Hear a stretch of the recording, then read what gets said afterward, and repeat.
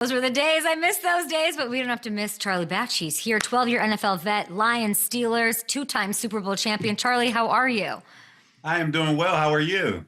I'm so good. It's great to see you. Lots of storylines going on with the Steelers. Who knew? Usually Steelers do not own the off-season storylines. And for whatever reason, they are owning them this year. They have been talked about since the start of the calendar year in March. And it's one of the same things that in this position with the Steelers, they haven't been in this situation in a long time. Before we dig into it, let's just celebrate something good before things get messy, right? Congratulations, early congratulations, Charlie. June 14th, you're inducted into the National High School Football Hall of Fame in Canton. Exciting. That's exciting. Go Iron Men, right? Absolutely. Those are my days right there. You can see the picture of Steel Valley High School. I was an Ironman there located in Munhall. So having the opportunity to play for Steel Valley was something that was, truly a blessing for me, but also to be recognized into the National Hall of Fame is truly an honor. I'm looking forward to June 14th. All of my producers stopped in the meeting and said, Steel Valley High School is the coolest name of a high school I've ever heard. That's like pretty badass. You gotta admit. That's exciting. And the nickname and the mascot came from the Ironman because U.S. Steel literally was located in Homestead, and during World War II, that's where a lot of the production of the steel was actually made there. So it's really monumental around Homestead. My producers didn't tell me that, but they did inform me that your senior year you led the team to #1 ranking, which is a lot to be proud of. And you had such an amazing career. You're crushing it on the TV side and the radio side, which is what I love and sort of what I started my career with. But you would know how you're plugged into this fan base, the pulse of how everyone's feeling about the quarterback situation. Let's start with maybe the fan perspective. How are the fans handling what? I don't know. I guess I would describe as patience meets agony. Yeah, it's tough because they've been spoiled for 18 years with Ben Roethlisberger at the helm since 2004. But since he retired, here you are now with your fifth potential opening day starter that you're having since he retired. So this is something that, people are in the situation and they're trying to figure out who is the quarterback moving forward. And everybody is just kind of wondering. Of course, Mason Rudolph is at the helm. A young Will Howard is there as OTAs are continuing as we speak. So this is going to be something that everybody's going to monitor as we continue to get to training camp. Let's say the Aaron thing doesn't happen. I mean, what are the chances this Aaron thing doesn't happen? I mean, he is a free agent. He gets a chance to do whatever he wants to do. And for whatever reason, the Steelers weren't able to lock him up since he was released from the Jets. And here he is now, taking his time on making a decision. But they have to move forward because they brought Mason Rudolph here in the offseason. Of course, he has to answer that question as it relates to when Aaron could potentially show up. And then he have to now mentor a young Will Howard that actually was drafted here. So it's a tough situation to be in. But this is the business of the NFL. You have to be able to block out the distractions, but at the same time, do your job moving forward. It's not really been the business of the Steelers, and it's not, it is the consistency at that position. And what you're saying is the spoiled. You said it, not me. Don't get mad at me, Pittsburgh, about that spot. But it's, the waiting, we are a storied franchise. We're not waiting on someone. Like there's this whole thing. What is the latest that he can come to the team and have you not worried about how it will affect the team?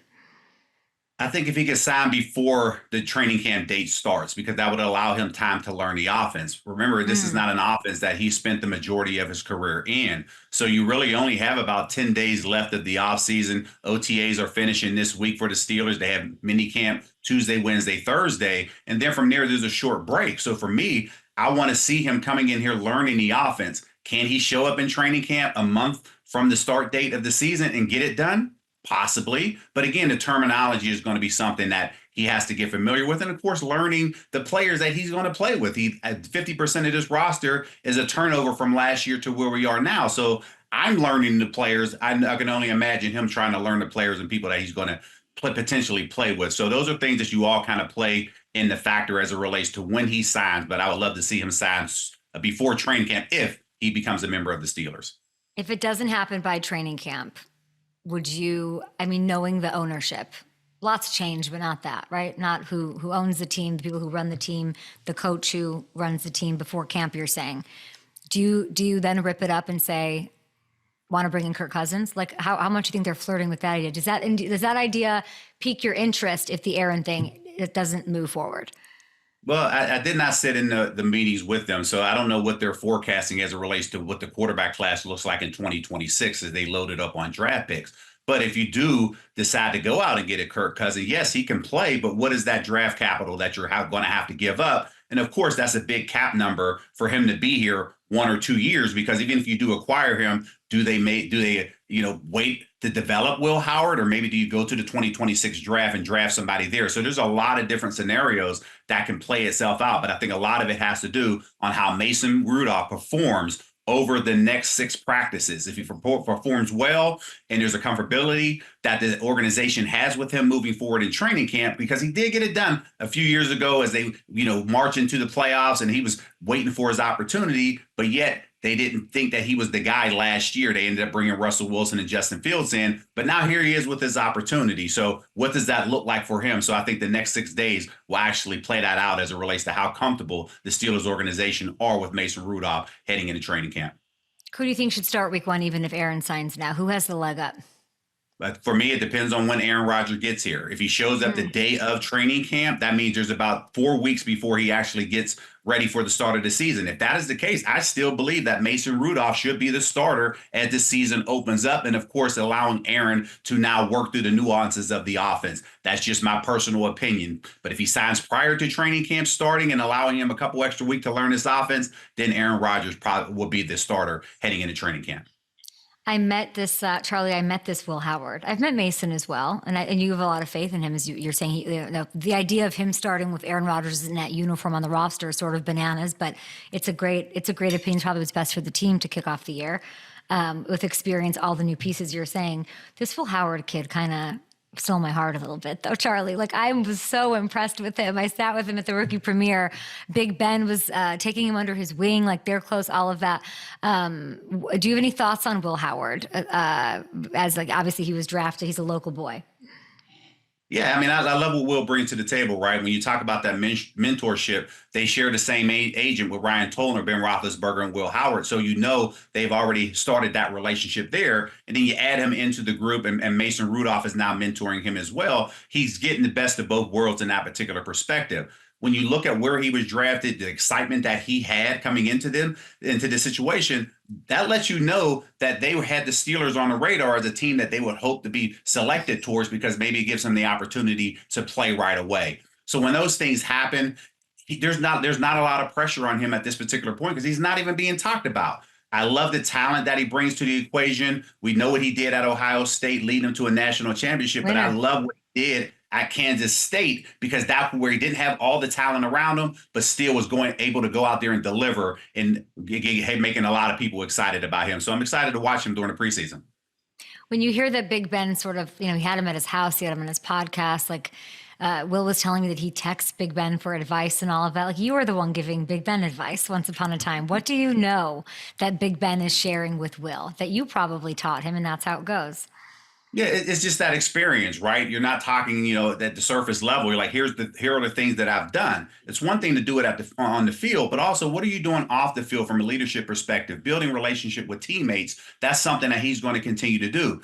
Ben, when he entered the league in 2004, we were a veteran team. So there were a lot of veteran guys around that he can absorb, learn from, and then waiting that opportunity for it to be his team totally, because you weren't going to walk into Pittsburgh during that time. It was Jerome Bettis' team when he actually got here, Joey Porter, those players that were here on that side. So as he evolves into this particular space, he's going to continue to have those conversations with Ben Roethlisberger. And hopefully I played a little part of it over those years as I backed Ben up now to the 11 years, that he was able to take something from me, kind of share it, and continue to pass it on to some of the things that hopefully that I share with him that helped him along the way. And now he's able to pass that knowledge on.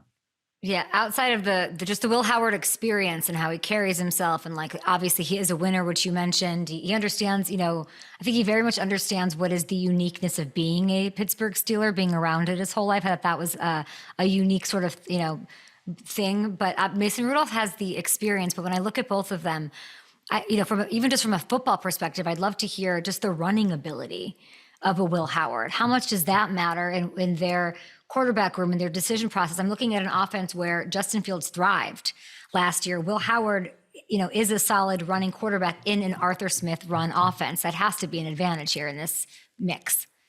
It does. And you can see it was a different offense whenever Justin Fields was in there last year versus Russell Wilson. Justin was able to use his legs. Will Howard is very similar in that particular manner. And we know the mindset of Arthur Smith. He wants to run the football. And sometimes the quarterback has to pull the ball down, or some design runs that you have to actually use your legs and get the job done. So those are things that are going to play itself out. But that is, kind of down the line. They want to make sure he's learning from the pocket first, and then from there allow everything else to kind of materialize from that particular perspective. So there's not a lot of pressure on Will at this particular point, and that's the one thing that he has an advantage of, because all he has to do is put his head in the playbook, go out there and get the job done while everybody else is being talked about.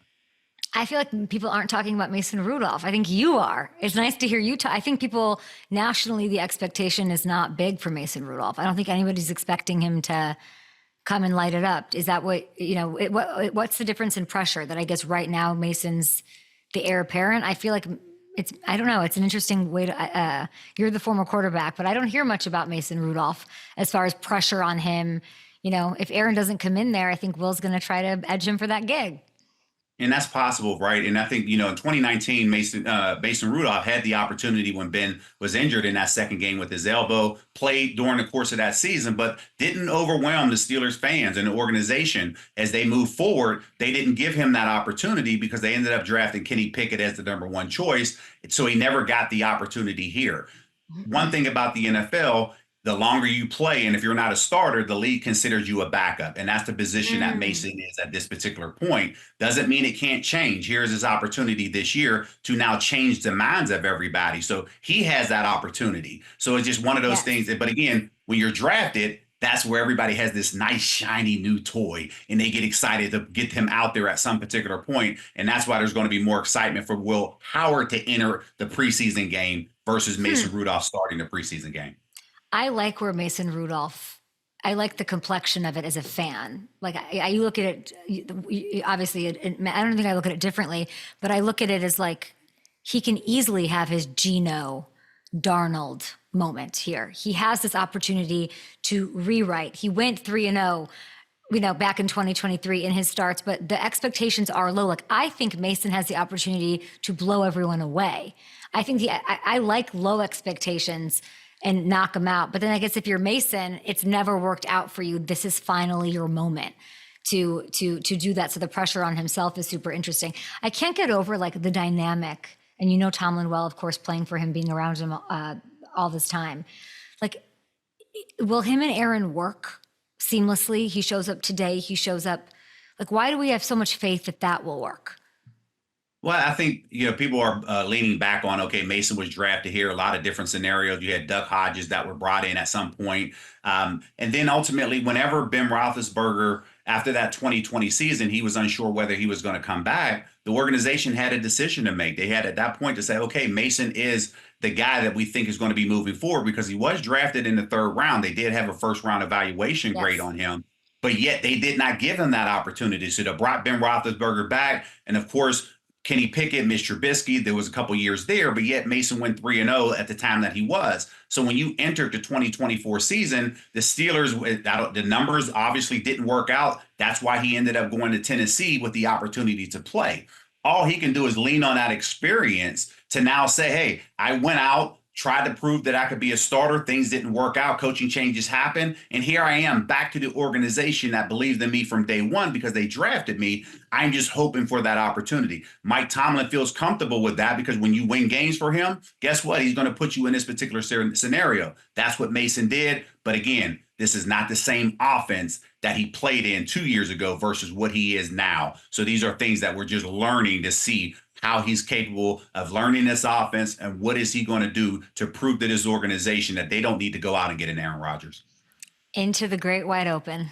We are in June. I can't imagine Mike wakes up, and the patience that would take is admirable. It's absolutely admirable on Tomlin's side, and he'll have everyone else ready to go no matter who it is. And even when they have everybody, he's going to make them compete and run around like he does running a tough camp at Latrobe every year. The TJ Watt thing, I'd love to ask you and get your perspective, Charlie. Is it becoming like, to be so honest with you as a fan, I'm like, I don't think this was going to blow up into anything.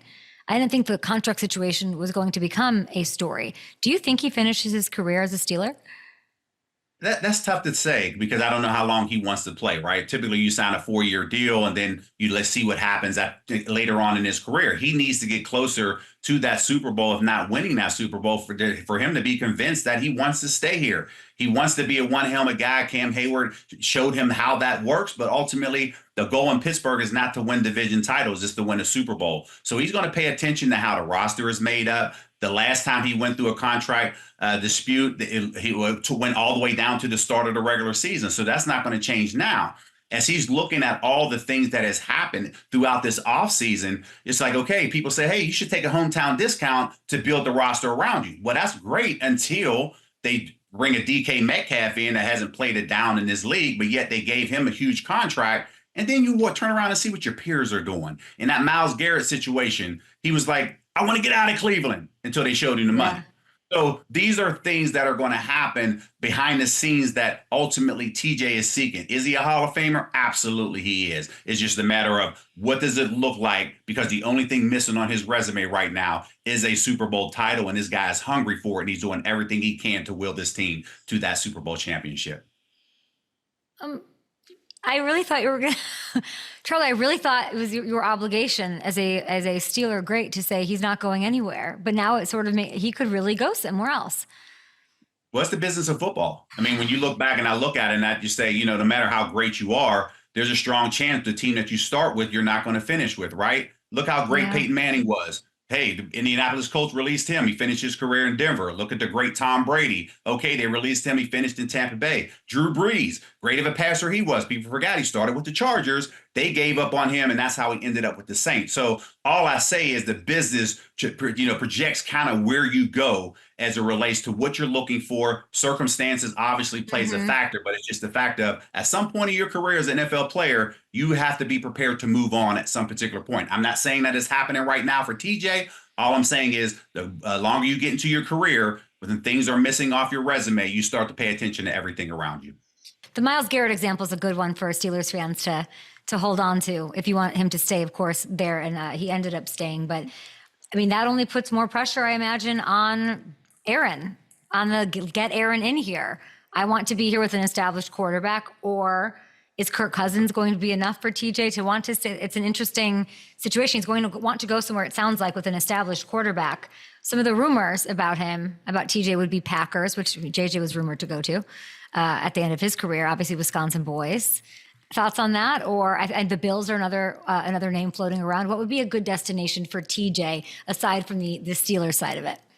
Well, I think he has to now, if you're thinking that direction, then that means it's going to be harder for you to move if you sign an extension. If you take it to unrestricted, which he only has a year left on his deal, then that changes the whole conversation as it relates to what that looks like. And then we'll be back on this show talking about, hey, when is TJ going to sign a deal? Are they going to franchise him, or is he going to move on in free agency? There's a lot of different things that can play itself out. And just like you mentioned, his brother JJ, people forget that he finished with the Cardinals. But because you remember how great he was with the Texans. So when you had that experience to lean on, what processes, what were you thinking about when you decided to move on to the next organization? Those are kind of conversations that players are going to have. And he has somebody on the inside to be able to lean on that to say, okay, take me through that. I don't want to go anywhere. But if I do, what does that process look like? And I'll say a team with, I don't know, a young quarterback on a rookie deal that has plenty of cap space for somebody who wants a big deal, like the Commanders, are also interesting as a team, a destination potentially for TJ. When you have a young quarterback like that, you have free agents that say, we believe in that guy. And that's where you start to get veterans willing to take a little less to go make the team great, to go out there and hopefully accomplish that championship. That's true. And you're sitting there and it's a very interesting case of, Aaron Rodgers with the Steelers in that division, or do I want to go down with the Commanders in that division? Tough slides either way, but a ring, a priority, being taken care of, a priority. Very interesting time, uncharacteristically in this offseason for the Steelers. You're a busy man. TV, radio, keeping up with everybody. And you have the Best of Batch Foundation celebrating. This is insane. 26 years. Congratulations on that. Camp Batch is happening next week. What do we need to know? Thank you. Yes, what you see here is this is our Best of the Batch Foundation. We're an educational foundation, and we serve over 4,000 kids annually throughout 9 counties throughout southwestern PA. And what you see right here is school lets out. We pick up, and we have Camp Batch here. We have a NASA theme that we have this year, and ultimately we have 257 kids that are registered this year. We're going to have them for 8 weeks, 4 days a week between 9 o'clock and 3:30. So we just get excited about what we're doing at Best of the Batch Foundation, all the people that believe in the mission and vision of what we're trying to accomplish there. It's going to be an awesome summer. And for anybody who wants to learn more about what we're doing, they can go to batchfoundation.org. If you want to sponsor a kid, sponsor a meal for a kid, there's opportunities to do so during that time. So either way, we are excited. We're grateful, and thank you for everybody who believes in what we are doing at Best of the Batch Foundation. And it is, I mean, this is a 33,000 square foot clubhouse that you built that is new for these kids. And if you sponsor them, what do they get? They get 8 weeks. It provides youth with physical activity. They get field trips. There's meals. I was looking at it this morning and my mind was blown. And it's such hard work and such dedication. And I mean, summer learning loss is a real thing. Educational enrichment is a real thing. So thank you for everything that you've always done.